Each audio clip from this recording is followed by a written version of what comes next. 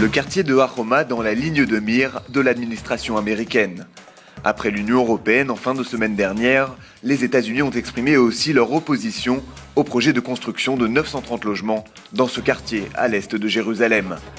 Dans un communiqué publié mercredi, le département d'État affirme que les États-Unis sont très préoccupés par cette initiative et estiment que de telles démarches unilatérales portent atteinte aux efforts pour renouveler les négociations entre les parties. Le communiqué ajoute que l'administration américaine a fait part de ses préoccupations au gouvernement israélien. En Jordanie, les autorités israéliennes s'inquiètent de l'agissement d'éléments hostiles qui souhaitent porter atteinte aux relations économiques et diplomatiques entre les deux pays. Dernièrement, un site d'information jordanien comparait Benyamin Netanyahou à un serpent et les sionistes à des individus méprisables.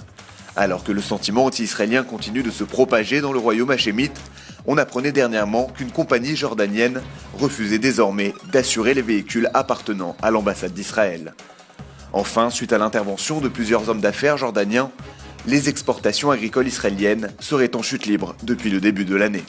Le Premier ministre turc Recep Erdogan a espéré mercredi que la Syrie s'engagerait sur la voie des réformes d'ici 10 à 15 jours. Il a assuré qu'Ankara avait insisté auprès du président Bachar el-Assad pour qu'il mette fin au bain de sang. Au lendemain de la visite à Damas de son ministre des Affaires étrangères, Ahmed Davutoglu, Recep Erdogan a ajouté que l'ambassadeur de Turquie en Syrie avait pu se rendre dans la ville de Hama, assiégée depuis 10 jours par l'armée. Il a indiqué que les chars syriens avaient amorcé leur retrait.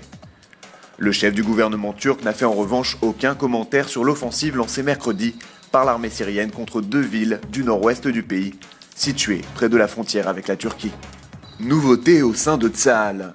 L'armée israélienne vient d'autoriser les soldats souffrant d'hyperactivité à rejoindre les unités combattantes.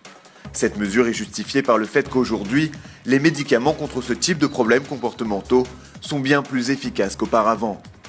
Reste que les soldats hyperactifs bénéficieront d'une surveillance médicale accrue et seront susceptibles à tout moment d'être écartés de leur unité combattante.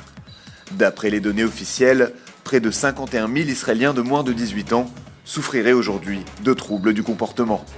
C'est un véritable blackout qui a frappé la bande de Gaza mardi soir, provoquant quelques instants la panique dans l'enclave palestinienne.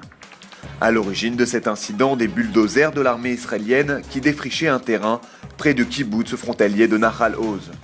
Ces derniers auraient touché les lignes de télécommunications, y compris celles appartenant au réseau cellulaire palestinien. Les lignes téléphoniques et Internet n'ont plus fonctionné à Gaza, mais la panne a cependant été rétablie rapidement.